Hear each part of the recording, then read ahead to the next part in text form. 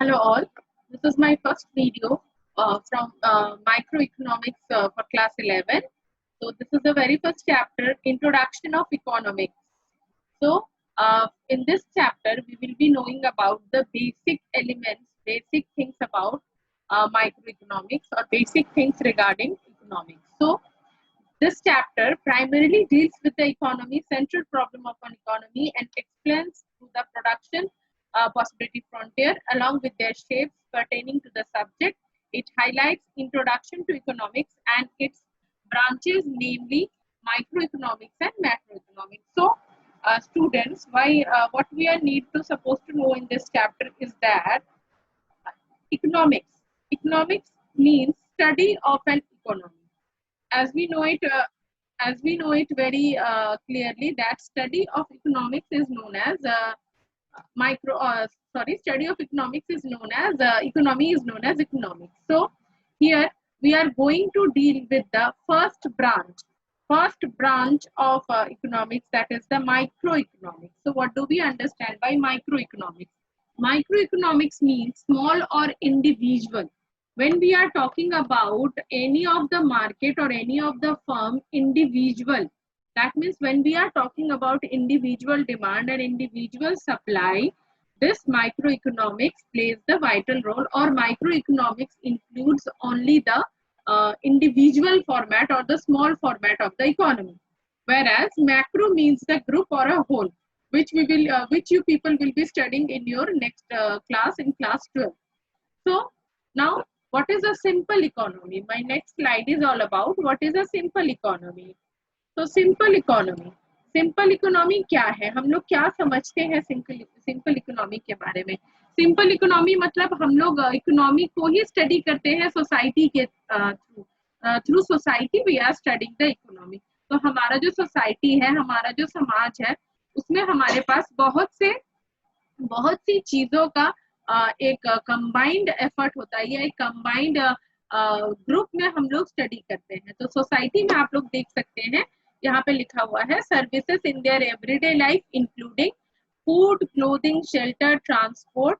So these are the basic facilities that the citizens or the society people are using. Now, in fact, the list of goods and services that any individual is so large that no individual in society to begin with. For example, हम एक example यहाँ पे पढ़ते हैं.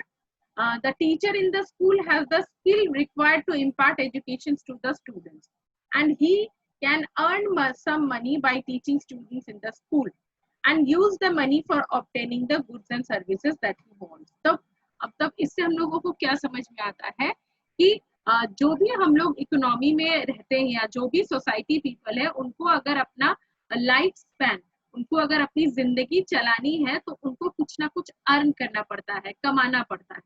तो ये जो हमारा इंडिविजुअली हम लोग बात करते हैं, इंडिविजुअल एक पर्टिकुलर पीपल या एक पर्टिकुलर इंसान या एक पर्टिकुलर फैमिली का जब हम लोग बात करते हैं, उस पर्टिकुलर इंडिविजुअल चीज को ही हम लोग माइक्रो इकोनॉमिक्स में पढ़ते हैं। Okay, now next thing is, देखिए यहाँ पे इकोनॉमी मैंने पहले भी आपको बताया कि economics is the study of economy. तो इकोनॉमी क्या हुआ? अगर हम लोग ये जान गए कि हमारा जो इकोनॉमिक्स है वो एक आपको हम जैसे बता सकते हैं, जैसे हम लोग इंग्लिश पढ़ते हैं तो इंग्लिश के अंदर हम लोग स्टोरीज पढ़ते हैं, चैप्टर्स पढ़ते हैं, तो उसी तरह जब हम लोग इकोनॉमिक्स पढ़ते हैं तो इकोनॉमिक्स के अंदर हम लोग क्या पढ़ते हैं? तो हम लोग इकोनॉमिक्स के अंदर सबसे पहले पढ़ते हैं इकोनॉमी।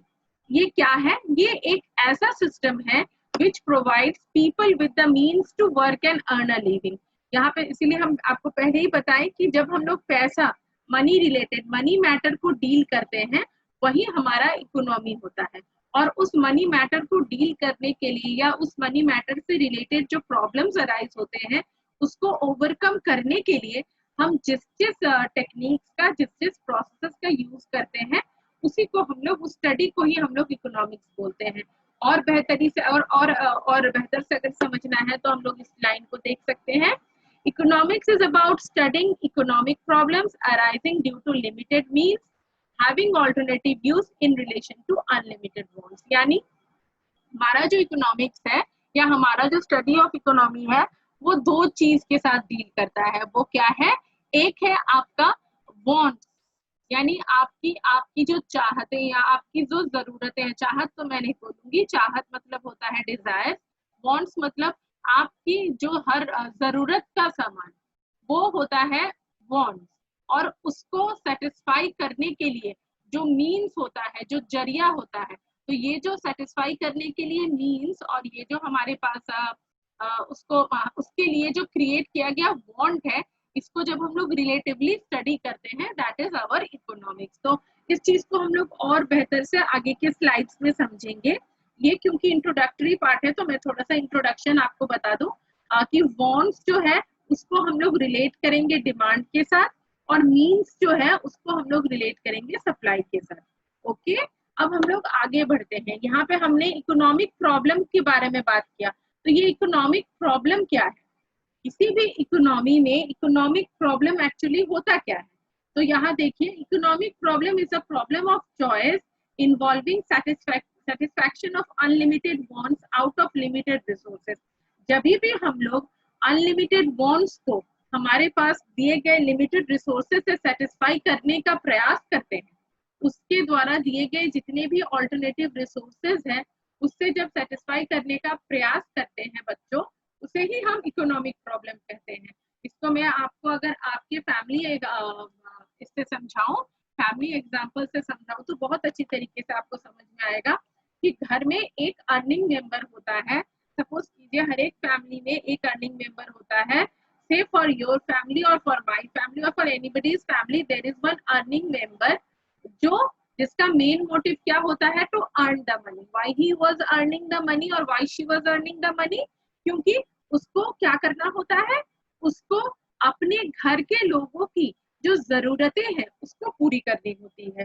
तो जब वो जरूरतों को पूरा नहीं कर पाता है, तब वो दूसरे ऑल्टरनेटिव यूजेस के तरफ दौड़ता है। सपोज कीजिए कि अगर वो उसके पास जितना सोर्स ऑफ इनकम है वो उसके पूरे फैमिली मेंबर्स के लिए सफिशिएंट नहीं होता है, तो वो क्या करेगा? क्या वो उसी इनकम पे कंटिन्यू करेगा या दूसरा कोई वे आउट खोजेगा? तो वो क्या करता है? वो दूसरा वे आउट खोजता है।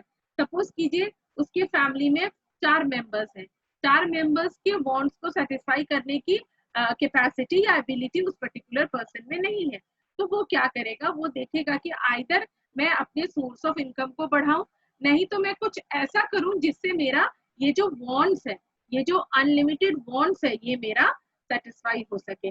फॉर एग्जाम्पल देखिए, taking an example of peace of a land. एक लैंड को हम लोग लेते हैं, जो कि आप सबको पता है it is a natural resources. Land को कोई बना नहीं सकता है, ये ऑलरेडी कुदरत के द्वारा दी गई हमें एक वस्तु है। तो इसमें हम लोग क्या क्या कर सकते हैं? देखिए, लैंड को हम किस तरह से यूटिलाइज कर सकते हैं? Constructing a house, a factory, a school, a park, etc. It can also be used for growing wheat, rice, vegetables, etc. Now, the economic problem here is that for which purpose this piece of land should be used. So, the same thing I was making you understand in this point also. Suppose कीजिए your source of income is limited, और उस limited option के साथ आप सारे wants को नहीं satisfy कर सकते हैं, तो आपको देखना होगा या तो आप अपने सोर्स ऑफ इनकम को बढ़ाओ, नहीं तो आप ये सॉल्यूशन या ये वे आउट निकालो कि हम किस तरह से अपने दिए गए सोर्स में या दिए गए रिसोर्सेज में ये सारे चीजों को सेटिस्फाई करें। ऐसा हम लोग करते हैं। इसी एग्जाम्पल के बारे में अगर बात करते हैं, तो हमारे देश में हमारे पास हाउसेस भी है, फैक्ट्री भी है, स्कूल भी है, पार्क भी है, साथ ही साथ हमारे पास एग्रीकल्चरल फील्ड्स भी हैं। तो ये जो प्रॉब्लम अराइज होता है satisfying of wants with limited resources, इसे ही इकोनॉमिक प्रॉब्लम हम लोग कहते हैं। सिमिलर प्रॉब्लम में arise in making a choice in the use of other resources like labour capital and enterprises. Likewise अगर हम लोग प्रोडक्शन प्रोसेस के बारे में बात करते हैं, तो क्योंकि किसी भी इकोनॉमी में दो मेन कैरेक्टरिस्टिक्स होते हैं, प्रोड्यूसर्स एंड कंज्यूमर्स। तो अगर हम लोग ये सारा चीज अगर हम लोग कंज्यूमर्स के बारे में बात किए, तो we should have something with the producers also. तो ये जो प्रोड्यूसर्स की प्रॉब्लम है वो है कि उनके पास जो रिसोर्सेज है जैसे लेबर कैपिटल एंड एंटरप्राइज, वो इस चीज को किस तरह से इम्प्लीमेंट करें या किस तरह से इसका सही से इस्तेमाल करें। अब मैंने आपको बताया था कि मैं वांट और नीड को डिस्कस करूंगी। बहुत अच्छी तरीके से इस चीज को समझिए। ये वो एप्पल है जो हम खाते हैं, This is a green apple or any red color apple, wherever whatever it is only a fruit. तो ये जो हमारा जो नीड है, ये जो हमारा जो नीड है, this is the survival need, हमें जिंदा रहना है. और ये जो हमारा वांट है, दैट इज एंटरटेनमेंट. यानी this is the this one is the example of Apple, iPhone Apple का. इसमें हम लोग इस लोगों को देखते हैं. यानी दिस इज एंटरटेनमेंट. यानी अगर हमको जिंदा रहना है, अगर हमको बेसिक नीड्स जो हमारी होती है वो होती है फूडिंग, क्लोथिंग, ये हमारा बेसिक नीड होता है. लेकिन अगर हम बेसिक नीड को ओवरकम करके सिर्फ वांट के बारे में सोचें कि अगर हमको चावल खानी है तो हमें बासमती चावल खानी, मैं नॉर्मल कोई सा भी चावल नहीं लूंगी, तो दिस इज नॉट पॉसिबल ना. So this is the basic difference between a need and a want. अगर आपके पास एक कीपैड मोबाइल, अगर आपके पास एक कीपैड मोबाइल है तो वो भी आप यूज कर सकते हो. और उसके बदले में अगर आपके पास आईफोन है तो वो भी आप यूज करते हो. दोनों का फीचर्स हालांकि सेम ही होता है. You the main purpose of using the mobile is to talk. भले ही अभी हमारे पास बहुत सारे फीचर्स आ गए हैं, मोबाइल कंपनीज और mobile service providers are providing many features for us, but the main why this cell phone has been come out into the market or invented. The basic reason for invention of this whole cell phone is to have communication with the people residing in far off places. लेकिन अभी हमारे पास बहुत से features के कारण अभी हमारा जो है वो चॉइसेस जो है, जो प्रेफरेंसेस जो है वो बदल गया है. तो इस वजह से अगर हम सिर्फ नीड तक रेस्ट्रिक्ट करें तो अगर हमारे पास कीपैड फोन है तो उससे भी हम बात कर सकते हैं. लेकिन हमें सिर्फ कीपैड फोन से बात नहीं करनी, we need to have video call, then definitely we need to go for Android sets. Okay, so the next slide is your economic problems. So causes of economic problem. तो अभी तक हमने जाना कि इकोनॉमिक प्रॉब्लम है क्या. तो अब हम लोग को ये जानना है कि ये अराइज क्यों करता है. तो economic problem arises because of scarcity of resources in relation to demand for them. हमारा जो रिसोर्सेज है वो those are limited in nature, वो आपको इजीली अवेलेबल नहीं है. लेकिन अगर हम उस दिए गए रिसोर्सेज को उसका हम ऑप्शनल यूज को या उसका ऑल्टरनेटिव यूजेस को अगर हम जान सके, उसको इम्प्लीमेंट कर सके, तो कभी भी this scarcity of resources will not happen with us. तो हमारा जो डिमांड है that is unlimited in nature. आप अगर बहुत अच्छी तरीके से सोचोगे तो आप देखोगे कि अगर आपको किसी एक चीज को ऑफर किया जाता है दुकान में, तो आप उस शॉप जब आप जाते हैं, शॉपकीपर्स आपको मोर देन वन प्रोडक्ट आपके सामने डिस्प्ले करता है. तो हमेशा क्या होता है कि we have to select one, लेकिन मन तो ये करता है कि ये भी ले ले, ये भी ले ले, वो भी ले ले. तो ये जो हमारा ये भी ले ले, वो भी ले ले, this is the demand for them. This is the unlimited demand for the commodity. तो इसको तभी हम सेटिस्फाई कर सकते हैं जब हमारे पास बहुत सारे पैसे हो. तो उसी तरह से जब भी हम लोग इकोनॉमी में या हमारे कंट्री में या किसी भी इकोनॉमी में, किसी भी कंट्री में जब भी प्रोडक्शन और कंजम्पशन का हिसाब चलता है, तभी भी प्रोडक्शन को इस तरह से प्लान किया जाता है ताकि जितना अवेलेबल रिसोर्सेज है उसको यूटिलाइज करके मैक्सिमम अमाउंट ऑफ प्रोडक्शन को किया जाए या मैक्सिमम जनरेशन ऑफ प्रोडक्शन को किया जाए, ताकि जितना अवेलेबल कंजम्पशन है या जितना अवेलेबल डिमांड्स है उसको दिए गए रिसोर्सेज से फुलफिल किया जाए. Okay, in order to make it more clear, there is one more slide I will be showing. See, this is the thing I am discussing with you right now.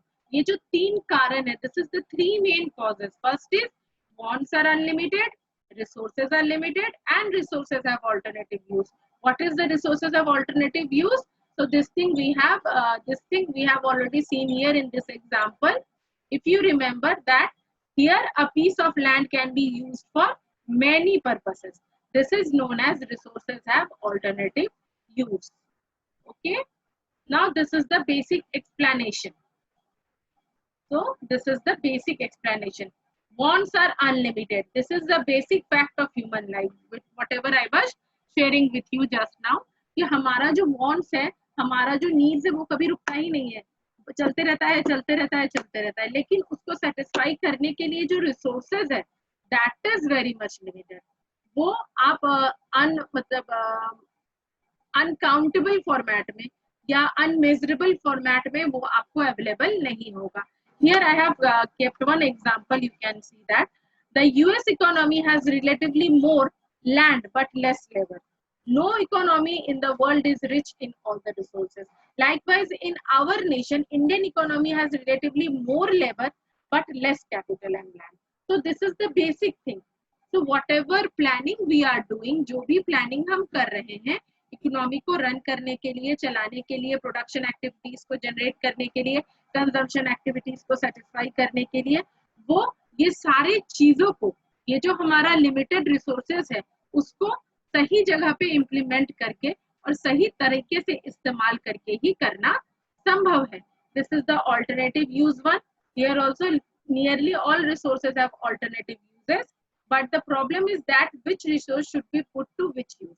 हमारे हर एक चीज का alternative use होता है। हमने यहाँ भी लैंड को यूज किया है या वर्कर को यूज किया है। A worker can be employed in a factory, in a school, in government office, self employed and so on.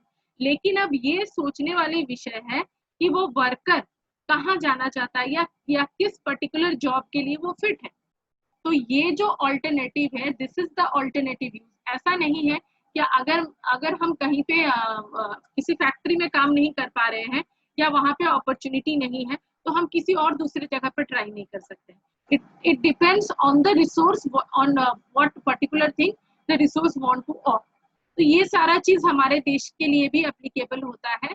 हमारे पास भी अवेलेबल रिसोर्सेज है, लेकिन ये हम पे निर्भर करता है या हमारे इंडस्ट्रीज पे निर्भर करता है या हमारे सरकार पे निर्भर करती है कि वो किस तरह से अपने अवेलेबल रिसोर्सेज को यूटिलाइज करें। और हम लोगों ने एक नया वर्ड सुना था, स्कार्सिटी। तो व्हाट इज स्कार्सिटी? इस पिक्चर को अगर सही तरीके से तो देखेंगे तो आपको समझ में आएगा। ये जो एक बूंद वाटर है, though they are have, this is the tap. Why do we have tap in our homes or anywhere in any places? To get full of water.